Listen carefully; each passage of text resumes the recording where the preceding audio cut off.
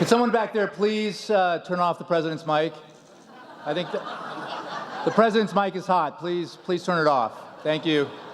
Thank you. Great. I got to get warmed up. I'm so in love. God, I totally had that. Seriously, guys, what am I doing here?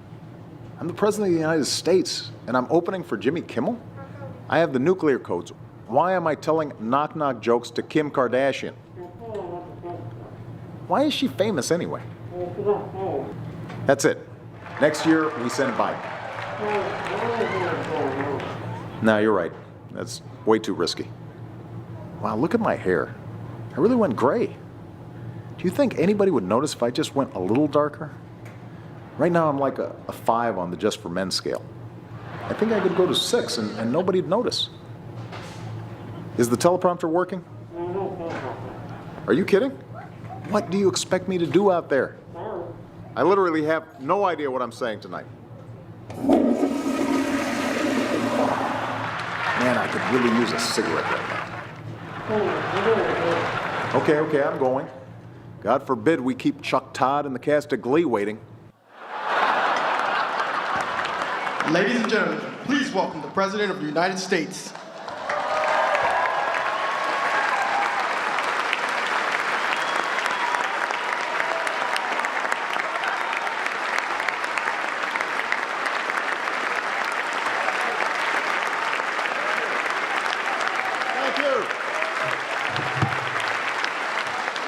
Good evening, everybody. Good evening. I could not be more thrilled to be here tonight at the White House Correspondents Dinner. It's a great crowd. They're already laughing. It's terrific. Chuck Todd, love you, brother. I'm delighted to see some of the cast members of Glee are here. And Jimmy Kimmel. It's an honor, man.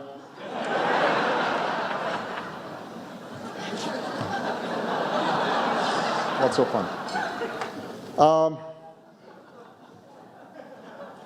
My fellow Americans, we gather during a historic anniversary.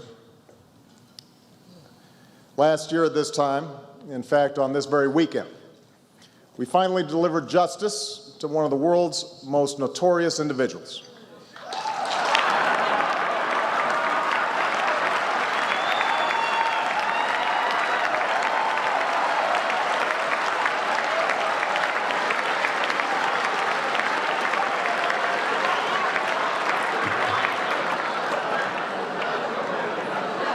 Now this year,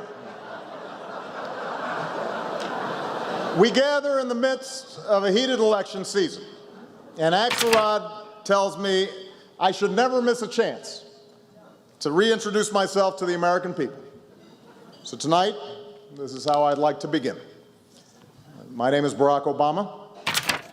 My mother was born in Kansas. My father was born in Kenya. And I was born, of course, in Hawaii.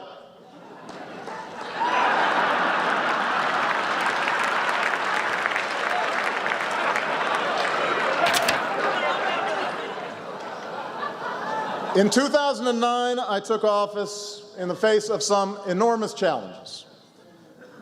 Now, some have said I blame too many problems on my predecessor, but let's not forget that's a practice that was initiated by George W. Bush.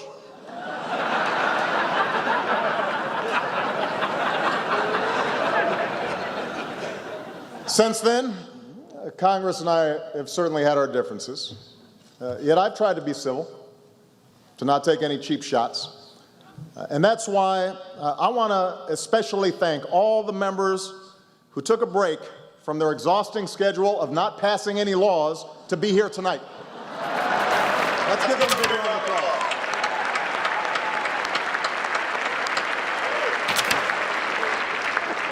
applause.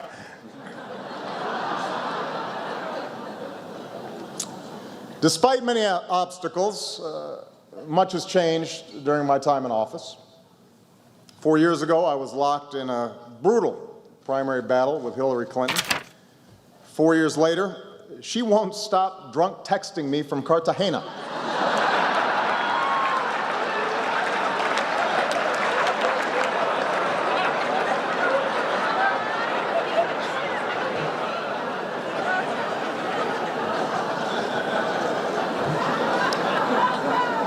4 years ago, I was a Washington outsider. 4 years later, I'm at this dinner. 4 years ago, I looked like this. Today, I look like this. And 4 years from now, I will look like this.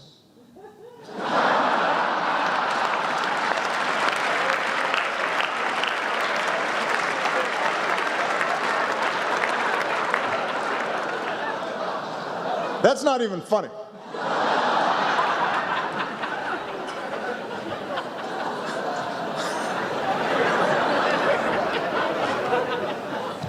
Anyway, it's great to be here this evening in the vast, magnificent Hilton Ballroom, or what Mitt Romney would call a little fixer-upper.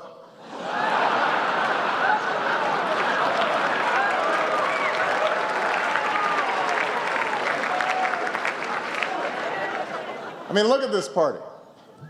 We got men in tuxes, women in gowns, fine wine, first-class entertainment. I was just relieved to learn this was not a GSA conference.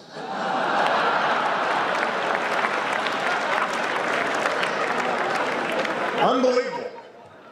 Not even the mind reader knew what they were thinking.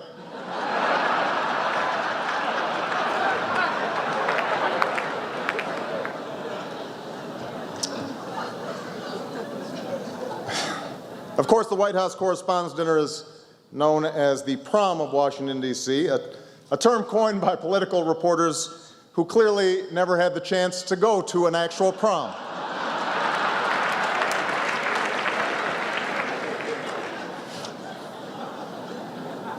Our chaperone for the evening is Jimmy Kimmel.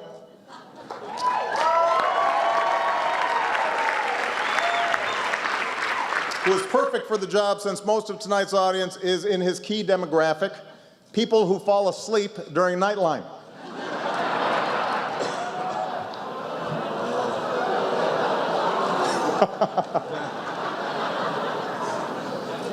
Jimmy got his start years ago on The Man Show.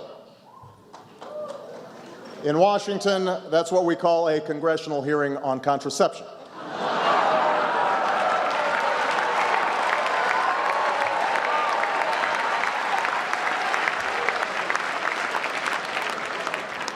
And plenty of journalists are here tonight. I'd be remiss if I didn't congratulate the Huffington Post on their Pulitzer Prize. You deserve it, Ariana. There's no one else out there linking to the kinds of hard-hitting journalism that HuffPo is linking to every single day.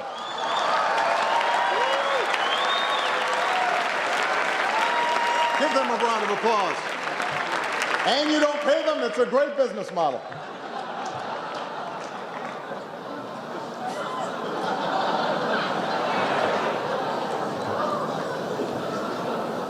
Even Sarah Palin's getting back into the game. Guest hosting on the Today Show, which reminds me of an old saying. What's the difference between a hockey mom and a pit bull? A pit bull is delicious.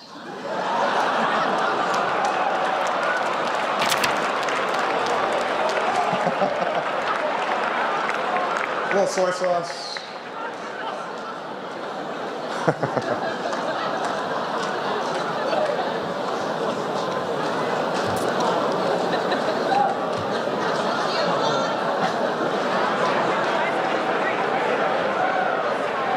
Now,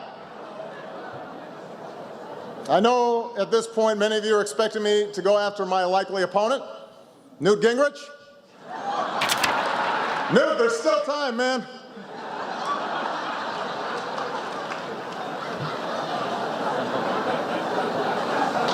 But I'm not going to do that. I'm not going to attack any of the Republican candidates. Take Mitt Romney. He and I actually have a lot in common. We both think of our wives as our better halves, and polls show to a alarmingly insulting extent the American people agree.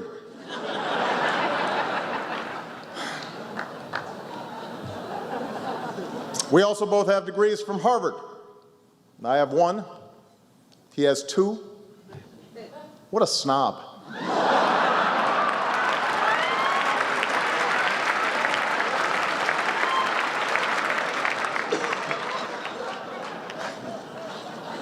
Of course, we've also had our differences.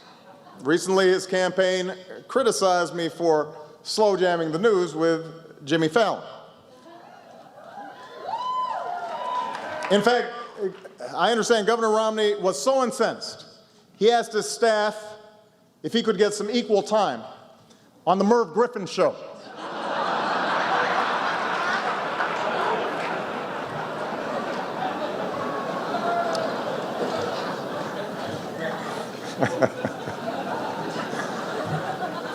Still, I guess Governor Romney is feeling pretty good about things because he took a few hours off the other day to see The Hunger Games. Some of you have seen it. It's a movie about people who court wealthy sponsors and then brutally savage each other until only one contestant is left standing. I'm sure this was a really great change of pace for him.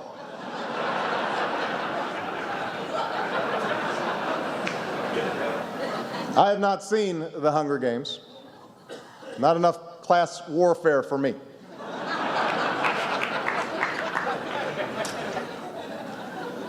Of course, I know everybody's predicting a nasty election, and thankfully, we've all agreed that families are off limits. Dogs, however, are apparently fair game. And while both campaigns have had some fun with this, the other day I saw a new ad from one of these outside groups that, frankly, I think crossed the line. I know Governor Romney says he has no control over what his super PACs do, but can we show the ad real quick? Back in 1983, you took your Irish setter, Seamus, on a 12-hour road trip tied to the roof of your car in a kennel. He climbed up there regularly, enjoyed himself. My guess is he liked it a lot better in his kennel than he would have liked it inside. Finally, a candidate with the courage to fight for a dog's freedom to feel the wind in his fur. But what about Barack Obama? Under his failed leadership, man's best friend has been forced into government-controlled automobiles. Just imagine the European-style dog socialism Obama has planned for the next 4 years. More government handouts. A life of government dependency. Indoctrinating our children. A left-wing social agenda. Leading from behind.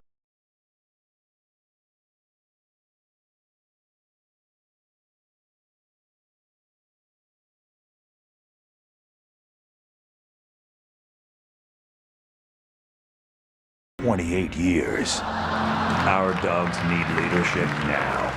Who let the dogs out? Who? This guy.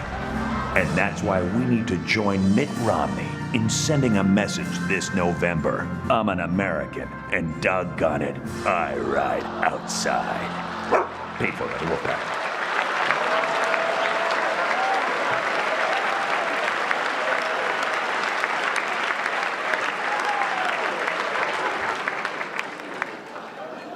That's pretty rough.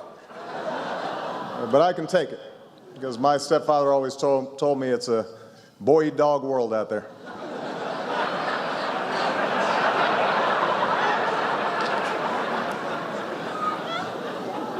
Now, if I do win a second term as president, let me just say something to all my conspiracy-oriented friends on the right who think I'm planning to unleash some secret agenda. You're absolutely right. So allow me to close with a quick preview of the secret agenda you can expect in a second Obama administration. In my first term, I sang Al Green. In my second term, I'm going with young Jeezy. Michelle said, yeah.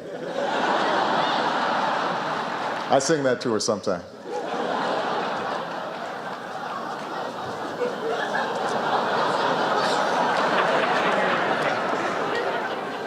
In my first term, we ended the war in Iraq. In my second term, I will win the war on Christmas.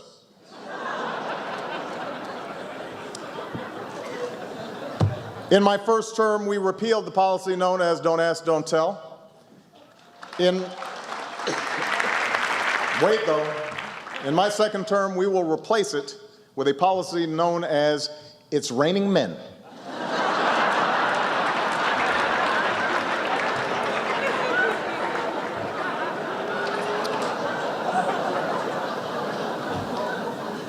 In my first term, we passed health care reform. In my second term, I guess I'll pass it again.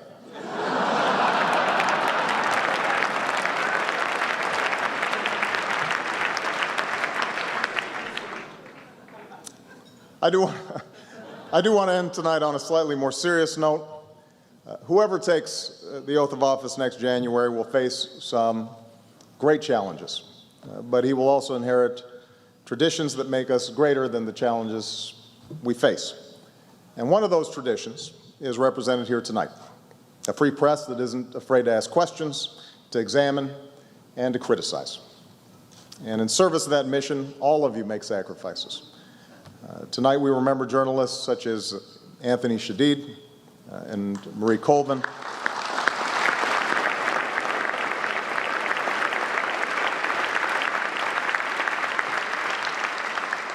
who made the ultimate sacrifice as they sought to shine a light on some of the most important stories of our time. So whether you are a blogger or a broadcaster, whether you take on powerful interests here at home or put yourself in harm's way overseas, I have the greatest respect and admiration for what you do. I know sometimes you like to give me a hard time, and I certainly like to return the favor. But I never forget that our country depends on you. You help protect our freedom, our democracy, and our way of life. And just to set the record straight, I really do enjoy attending these dinners. In fact, I had a lot more material prepared, but I have to get the Secret Service home in time for their new curfew. Thank you very much, everybody. Thank you.